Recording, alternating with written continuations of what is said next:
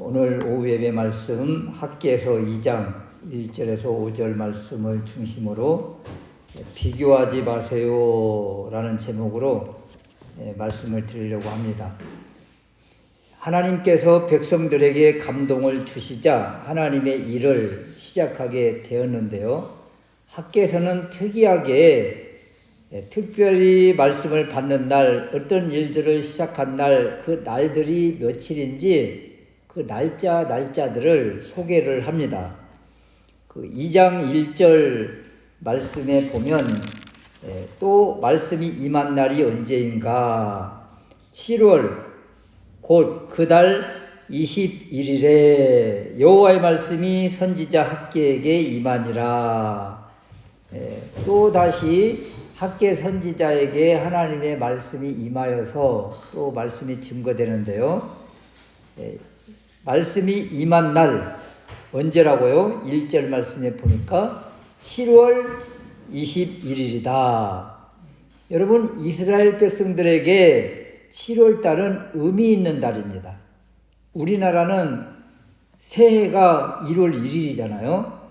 이스라엘은 출애굽 6월절과 관련해서 7월 1일이 새해 첫날이에요. 그리고 7월 10일은 대속죄일이고 7월 15일은 초막절이 시작되는 날이에요. 그래서 초막절을 그 일주일간 이렇게 성회를 열면서 지키는데 초막절 끝나는 마지막 날이 7월 21일이에요. 지금 1절 말씀에 학개 선지자에게 하나님의 말씀, 여호와의 말씀이 임한 날이 7월 21일이다. 이렇게 지금 소개를 하잖아요. 그러니까 7월 21일은 초막절 끝나는 잔치 끝날이라는 거예요. 잔치 끝날 하나님의 말씀이 또 이 백성들에게 임하더라. 이런 것입니다. 여러분, 예수님 공생애 때에도 그 잔치 끝날이 나와요. 요한복음 7장 37절 말씀에 보면 잔치 끝날 곧 큰 날에, 이렇게 잔치 끝날은 큰 날이라고 소개를 해요. 큰 날에, 이 날이 바로 어떤 날인가? 초막절 마지막 날, 잔치 끝나는 날이고, 오늘 이 날짜로 보면 7월 21일이 되는 것입니다. 우리 주님이 이날 외치시기를 누구든지 목마르거든 내게로 와서 마시라. 나를 믿는 자는 성경의 이름과 같이 그 배에서 생수의 강이 흘러나오리라. 여기서 생수란 그를 믿는 자들이 받을 성령을 가리켜 말씀하신 것이라. 여러분, 성령님이 우리 안에서 생수의 강처럼 이렇게 흘러나오고, 그리고 성령님이 생수의 강이 되어서 인생의 그 목마름을, 그 인생의 갈증을, 공고함을 해결해 주신다. 이처럼 성전 재건 사업을 시작한 이스라엘 백성들에게도 지금 어떤 공고한 문제가 생긴 거예요. 갈급함이 생긴 거예요.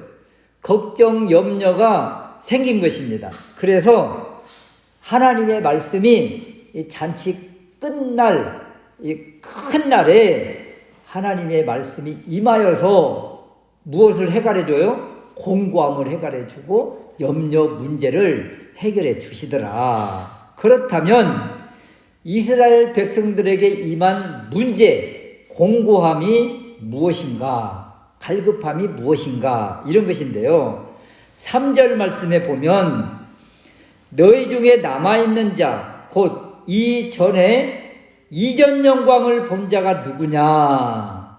이제 이것이 너희에게 어떻게 보이느냐? 이것이 뭐예요? 지금 예루살렘 백성들이 돌아와서 짓고 있는 성전, 이것이 너희 눈에 보잘것이 없지 아니하냐? 이전 영광을 본 자, 이전 성전이 어떤 거예요? 예루살렘 성전, 솔로몬 성전이죠. 솔로몬 성전을 보았던 이들이 바벨론으로부터 멸망당하기 전에 예루살렘 성전을 보았던 사람들, 그때 살았던 사람들이니까 대부분 청년들, 고위 고관들이 바벨론으로 끌려갔으니까 청년 시기로 바라봐도 학계 나이처럼 대략 아무리 적게 봐도 한 70세 정도 되는 거예요. 그러니까 70세 정도 되는 이 어르신들이 돌아와서 지금 백성들이 성전을 짓고 있는 전 지대를 보고 지금 나무를 가져오는 것들을 바라보니까 기가 막힌 거예요. 옛날 성전을 알잖아요. 옛날 성전을 봤잖아요. 솔로몬 성전의 그 화려하고 웅장하고 위대함을 이들이 경험을 했잖아요. 봤잖아요. 솔로몬 성전은 다윗 왕이 그 모든 자재들을 다 준비하고 또 금은 보화들을 그냥 산처럼 쌓아놓고 이곳 더군다나 레바논에서 엄청난 백향목을 가지고 와서 지은 성전이 솔로몬 성전인데 지금 짓는 성전을 바라보니까 참 기가 막힌 것이죠. 너무 초라하기가 그지없는 거예요. 고래등 같은 정승이 사는 그 기와집을 늘 보던 사람, 그곳에서 살던 사람이 시골에 와서 다 무너져가는 그 초라한 시골 초가집, 그 원두막 같은 그런 집을 보니까 여기도 사람 사는 곳인가 그렇게 생각할 정도로, 그래서 그 모습을 바라보고 너무 보잘것없어서 탄식하고 있는 거예요. 초라한 성전이 세워져 가는 것을 보던 옛날 성전을 추억하던 이들이 지금 뭐라고 하는가? 3절 후반절에 보잘것이 없다. 볼품이 없다. 이때 상황을 에스라서에서는 이렇게 소개를 합니다. 동일한 시대인데요. 에스라 3장 12절 말씀에 제사장들과 레위 사람들과 족장들 중에 여러 노인 첫 성전을 보았던 고로, 솔로몬 성전을 보았던 고로 이제 이 전 지대 노임을 보고 대성통곡했다 그럽니다. 대성통곡했다. 아이고 이게 뭔 일이야, 이게 뭐요 세상에나 이게, 그렇게 하면서 대성통곡을 했다. 보잘것없고 볼품없는 성전을 바라보면서 탄식했다는 거예요. 이런 모습 앞에 이제 막 열심히 학계 선지자가 하나님 말씀을 던져 주어서 그 말씀 듣고 이제 마음에 불 붙어서 그동안 멈췄던 솔로몬 예루살렘 성전을 다시 짓자고, 야 가자 그래가지고 산에 가서 나무를 베어오고 그 돌도 다시 세우고 막 이렇게 하면서 열심을 내려고 하던 이 사람들이, 그 어르신들이 펑펑 울면서 아이고 이게 뭐단가 그러니까 이거 열심을 품고 하던 이들이 갑자기 이거 어떻게 해야 돼? 의기소침해지고 이거 성전을 계속 지어야 되냐, 이거 말아야 되냐, 이거 딜레마에 빠진 거예요. 1장에서 세상 일에 집중해서 하늘이 막히고 한재, 어려움이 왔었는데 이제 마음을 하나님께 향하고 하나님이 주신 열심으로 하나님의 일에 집중한 지 이제 막 한 달쯤 되어 가는데 지금 어르신들은 이런 모습을 보여주고 있고 또 열심히 하나님 일에 집중해 보는데 막상 좋아지는 것도 없는 거예요. 또 전에 막 열심을 품고 막 내 일에 열심을 하면서 땀 흘리면서 일할 때 막 만족과 기쁨이 없었던 것처럼 지금도 이렇게 하나님의 일에 이렇게 자원하면서 열심을 품으면 뭔가 그냥 뚝딱 이루어질 것 같은데 손에 잡히는 것이 별로 없는 거죠. 막 자녀들도 막 변화돼서 갑자기 막 공부를 하면서 뭐가 변화되는 모습이 보여야 되는데, 우리가 하나님 일에 열심하면 하나님이 우리 일을 대신해 주시고 막 자녀들도 이렇게 뭐 어떻게 해주고 막 성적도 잘 나오고 뭐 하는 일도 잘 되고 뭐 그랬으면 좋겠는데 눈에 잡히는 것이 없는 거예요. 눈에 잡히는 것이.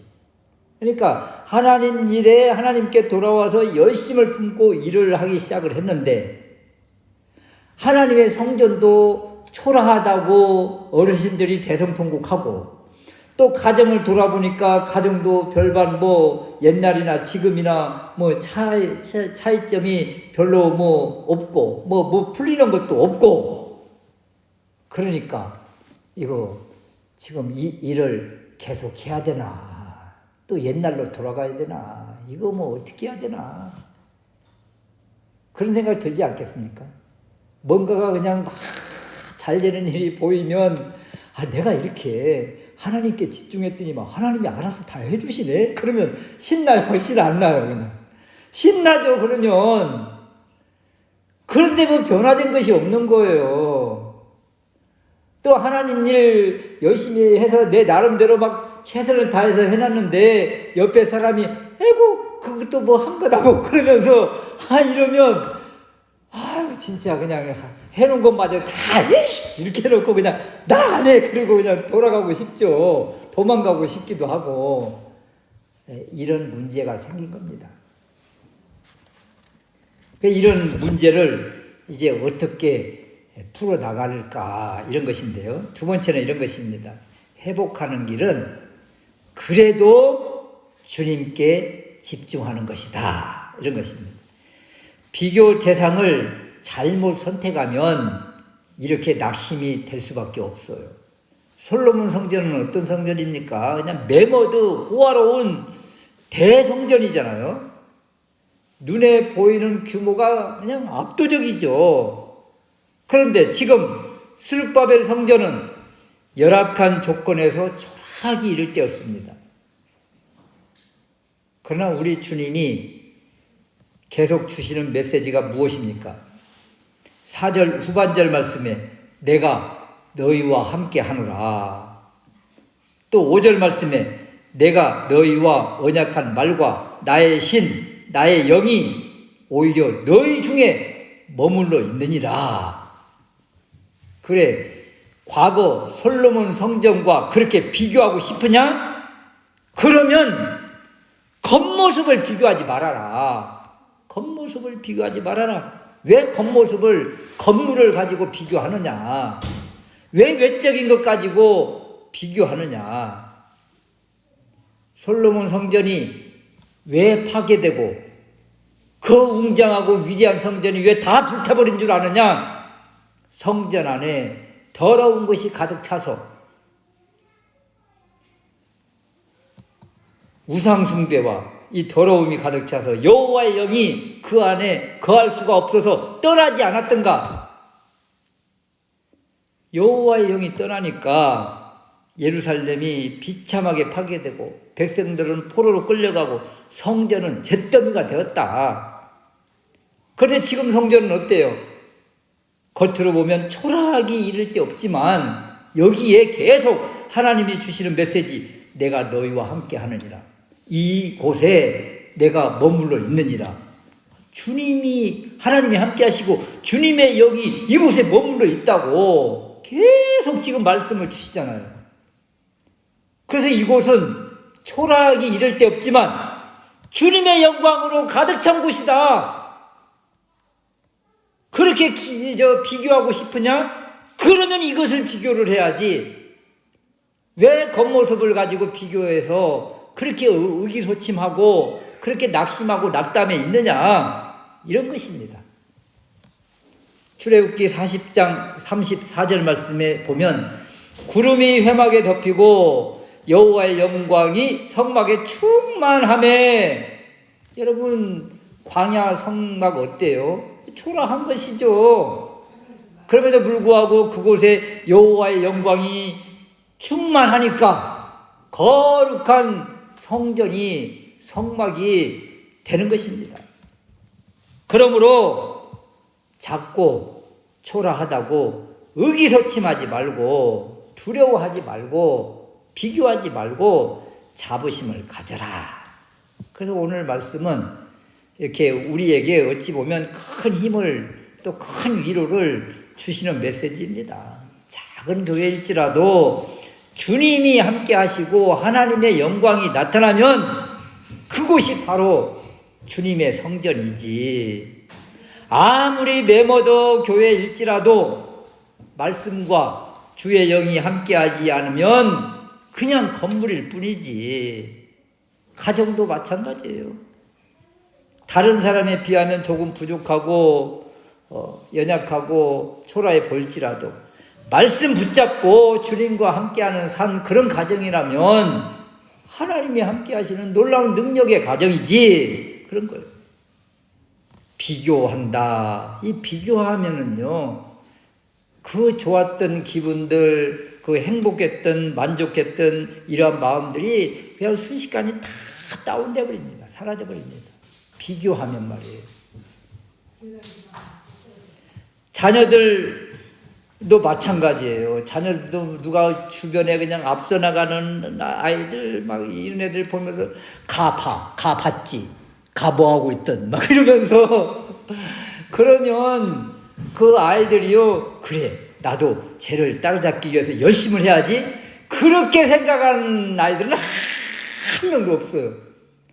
가가 사라져야겠구만. 그래서 가를 어떻게든 그냥 막 죽이려고 그러죠.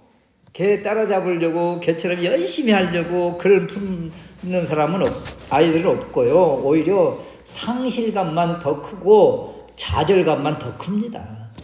그래서 비교하기보다 다른 사람들이 가지지 않는 그 어떤 것을 발견하고 어이구 이거 있네 이거 하면서 칭찬해주고 잘한다고 하면 그것이 오히려 삶의 기쁨과 만족을 주는 것이라. 여러분, 우리 크리스찬은 세상적으로 좀 부족할지라도 세상 사람이 가지지 못한 것을 가졌잖아요. 우리가 초라해 보여도 주님의 영이 성령님으로 우리 안에 계시고 우리는 또 하나님의 말씀을 가졌고, 그리고 우리 하는 일들을 하나님이 기뻐하시잖아요. 그러므로 작다고 부족하다고 초라하다고 낙심하지 말고 우리 하는 일이 바로 주님의 일이고 하나님의 영광이 나타나는 일이다. 자부심을 가지고 마음을 강하게 하고 담대히 해서 삶 가운데서 주님과 늘 동행하며 친밀한 영적 교제가 있는 우리 모두가 될 수 있으시기를 주님의 이름으로 축원합니다. 아멘.